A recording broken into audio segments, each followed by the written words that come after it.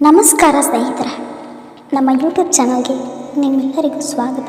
ಶ್ರೀಕೃಷ್ಣ ಹೇಳಿರುವ ಈ 3 ಪಾಠಗಳನ್ನು ಜೀವನದಲ್ಲಿ ಮರೆಯಬೇಡಿ. ಪ್ರೀತಿಸೋರನ್ನು ನಾವು ಉಪಯೋಗಿಸ್ಕೊಳ್ಬಾರ್ದು. ನಮ್ಮ ಅಗತ್ಯತೆ ಇದೆ ಅಂತ ಗೊತ್ತಾದ ಮೇಲೆ ತಪ್ಪಿಸಿಕೊಂಡು ಓಡಾಡಬಾರ್ದು. ನಮ್ಮನ್ನು ನಂಬಿದವರಿಗೆ ಮೋಸ ಮಾಡಬಾರ್ದು. ನಮಗೆ ಸಹಾಯ ಮಾಡಿದವರನ್ನ ಎಂದಿಗೂ ಮರೆಯಬಾರದು. ಯಾರಿಗೆ ಯಾರೂ ಇಲ್ಲ, ಅವರಿದ್ದಾರೆ ಇವರಿದ್ದಾರೆ ಎಂಬುದು ಬರೀ ಮಾತಿಗಷ್ಟೇ. ಎಣ್ಣೆ ಇದ್ದರಷ್ಟೇ ದೀಪ, ಹಾಗೆ ನಾವು ಚೆನ್ನಾಗಿದ್ದರಷ್ಟೇ ಎಲ್ಲರೂ ನಮ್ಮವರು. ನಾವು ಚೆನ್ನಾಗಿಲ್ಲ ಅಂದರೆ ನಮ್ಮವರೇ ನಮಗೆ ಶತ್ರುಗಳು. ಸ್ವಲ್ಪ ಪೆಟ್ಟು ಬಿದ್ದರೂ ಮನಸ್ಸನ್ನು ಒಡೆಯುವ ಗಾಜಿನಂತೆ ಮನಸ್ಸನ್ನು ಇಟ್ಟುಕೊಳ್ಬೇಡಿ. ಮನಸ್ಸು ಕಚ್ಚೇಡಿ ಮಣ್ಣಿನಂತಿರಲಿ, ಅದು ಪ್ರತಿ ಹೊಡೆತದಿಂದಲೂ ಆಕಾರವನ್ನು ಪಡೆದುಕೊಳ್ಳುತ್ತದೆ. ಯಾವ ವ್ಯಕ್ತಿ ತನ್ನ ನಿಂದನೆಗಳನ್ನು ಸಮಾಧಾನವಾಗಿ ಕೇಳಿಸಿಕೊಳ್ಳುತ್ತಾನೋ ಅವನು ಇಡೀ ಜಗತ್ತಿನ ಮೇಲೆ ವಿಜಯ ಸಾಧಿಸುತ್ತಾನೆ. ಅರ್ಜುನ ಶ್ರೀಕೃಷ್ಣನನ್ನು ಕೇಳಿದ, ಮಾಧವ, ಜೀವನ ಎಂದರೇನು ಎಂದು. ಶ್ರೀಕೃಷ್ಣ ಮುಗುಳ್ನಗುತ್ತಾ ಹೇಳಿದ, ನಾಳೆ ಎಂಬುದು ಶತ್ರು, ಇವತ್ತು ಎಂಬುದು ಸಂಬಂಧಿಕರು, ಈಗ ಎಂಬುದೇ ಮಿತ್ರ, ಈ ಕ್ಷಣ ಎಂಬುದೇ ಜೀವನ. ಯಾರಿಗೋ ಏನನ್ನೋ ಕೊಟ್ಟೆ ಎಂದು ಅಹಂಕಾರ ಪಡಬೇಡ. ಯಾರಿಗೆ ಗೊತ್ತು, ನೀವು ಕೊಡುತ್ತಿರುವುದು ಹಳೆಯ ಜನ್ಮದ ಸಾಲವಿರಬಹುದು. ಪ್ರಯತ್ನ ಎಂದಿಗೂ ವ್ಯರ್ಥವಲ್ಲ. ವೈಫಲ್ಯ ಶಾಶ್ವತವಾಗಿರುವುದು. ಕೇವಲ ಒಂದು ಸಣ್ಣ ಪ್ರಯತ್ನವೂ ಕೂಡ ನಿನಗೆ ಉನ್ನತ ಸ್ಥಾನವನ್ನು ದೊರಕಿಸಿಕೊಡಬಲ್ಲದು.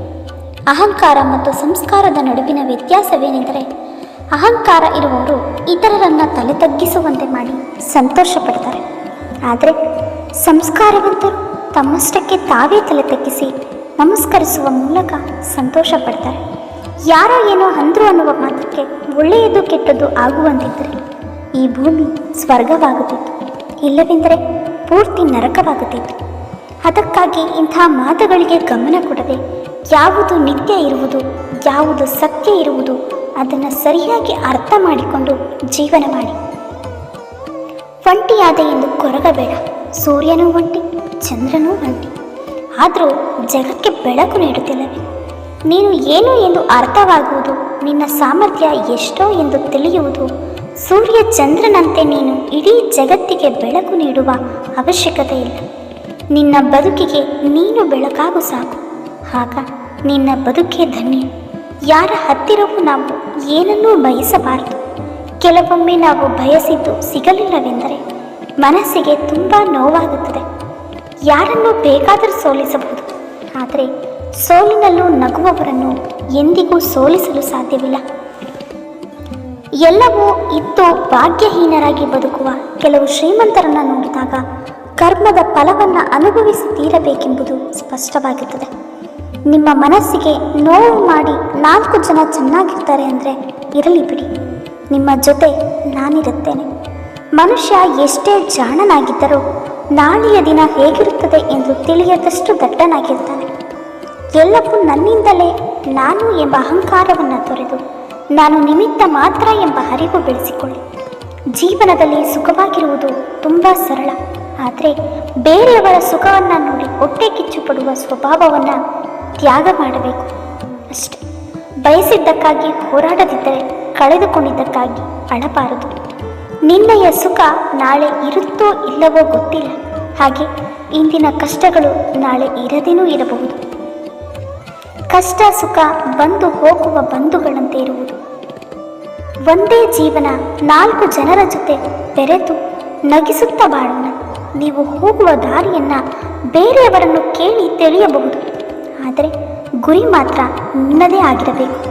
ಮೋಸ ಮಾಡಿದವರು ಈ ಕ್ಷಣಕ್ಕೆ ಸಂತೋಷವಾಗಿರಬಹುದು, ಆದರೆ ಮೋಸಕ್ಕೆ ಒಳಗಾದ ವ್ಯಕ್ತಿ ಪ್ರತಿದಿನ ಸುರಿಸುವ ಕಣ್ಣೀರ ಧಾರೆ ಮೋಸಗಾರನಿಗೆ ಪಾಪದ ಸಮುದ್ರವಾಗಿ ಮಾರ್ಪಾಟು ಮಾಡುತ್ತದೆ.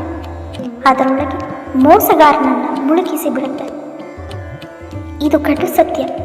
ಬಾಡಿಗೆ ಕಟ್ಟುವಾಗ ಸ್ವಂತ ಮನೆಯ ಬೆಲೆ, ಹಸಿವಾದಾಗ ಅನ್ನದ ಬೆಲೆ, ದೂರವಾದಾಗ ಮನುಷ್ಯರ ಬೆಲೆ ತಿಳಿಯುತ್ತದೆ. ಅರ್ಜುನ ಹೇಳುತ್ತಾನೆ, ಎಲ್ಲವೂ ಹಣೆಬರಹದಲ್ಲಿ ಬರೆದಿದ್ದರೆ ಇಂದ ಮೇಲೆ ಪ್ರಯತ್ನಪಟ್ಟು ಫಲವೇನು ಎಂದು. ಶ್ರೀಕೃಷ್ಣ ಉತ್ತರಿಸುತ್ತಾನೆ, ಯಾರಿಗೆ ಗೊತ್ತು, ಪ್ರಯತ್ನಪಟ್ಟರೆ ಸಿಗಬಹುದು ಎಂದು ಹಣೆಬರಹದಲ್ಲಿ ಬರೆದಿದ್ದರೆ ನಾನು ನನ್ನದು ಎಂದು ಮರೆಯಬೇಡ. ಈ ಜಗತ್ತಿನಲ್ಲಿ ನಾನು ಎಂಬುದೇ ಇಲ್ಲ. ಹುಡುಕಲು ಹೋದರೆ ನೀನೇ ಇರುವುದಿಲ್ಲ. ದಾರಿ ಕಾಣುತ್ತಿಲ್ಲವೆಂದು ದೇವರನ್ನು ದೂರಬೇಡ. ಸ್ವಲ್ಪ ತಾಳ್ಮೆ ಇರಲಿ. ದೇವರು ನಿನಗಾಗಿ ಹೊಸದೊಂದು ದಾರಿಯನ್ನೇ ಸೃಷ್ಟಿಸುತ್ತಿರಬಹುದು. ಎಲ್ಲ ಇದೆ ಎಂದು ದುರಹಂಕಾರ ಪಡಬೇಡ. ರಾತ್ರಿ ಅರಳುವ ಹೂವಿಗೂ ಗೊತ್ತಿರುವುದಿಲ್ಲ ನಾಳೆ ದೇವಸ್ಥಾನಕ್ಕೋ ಅಥವಾ ಸ್ಮಶಾನಕ್ಕೋ ಎಂದು. ಹಣದ ಬಲದಿಂದ ಮೇಲಕ್ಕೆ ಬಂದವರು ಹಣವಿರುವ ಶ್ರೀಮಂತರಿಗಷ್ಟೇ ಬೆಲೆ ಕೊಡ್ತಾರೆ.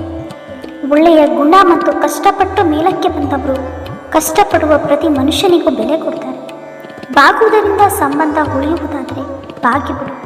ಆದರೆ ಪ್ರತಿ ಸಲವೂ ನೀನು ಬಾಗುವುದಾದರೆ ಆ ಸಂಬಂಧವನ್ನೇ ಬಿಟ್ಟು ಬಿಡು. ಚಿಂತಿಸುತ್ತಾ ಕೊರಗುತ್ತಿರುವವರು ಈ 3 ಪಾಠಗಳನ್ನು ಜೀವನದಲ್ಲಿ ಮರೆಯಬೇಡಿ. ಇತರರ ಜೀವನದಲ್ಲಿ ನಿಮ್ಮ ಸ್ಥಾನವನ್ನು ಹುಡುಕುವುದು ನಿಲ್ಲಿಸಿ ಮತ್ತು ನೀವು ಸಂತೋಷವಾಗಿರುತ್ತೀರಿ. ಇತರರ ಜೀವನದಲ್ಲಿ ನಿಮ್ಮ ಸ್ಥಾನವನ್ನು ಹುಡುಕುವುದನ್ನು ನಿಲ್ಲಿಸಿ ನೀವು ಸಂತೋಷವಾಗಿರುತ್ತೀರಿ ಎಂದು ಸಿಹಿಯಾಗಿ ಮಾತನಾಡುತ್ತಾ ಜನರು ಗೌರವಿಸುವುದಿಲ್ಲ. ಅವರ ಮೋಸ ಮಾಡುತ್ತಿದ್ದಾರೆ. ಯಾರು ಯಾರಿಗೂ ಸೇರಿದವರಲ್ಲ. ಈ ಸತ್ಯವು ಕೆಟ್ಟ ಕಾಲದಲ್ಲಿ ಮಾತ್ರ ಅರ್ಥವಾಗುತ್ತದೆ.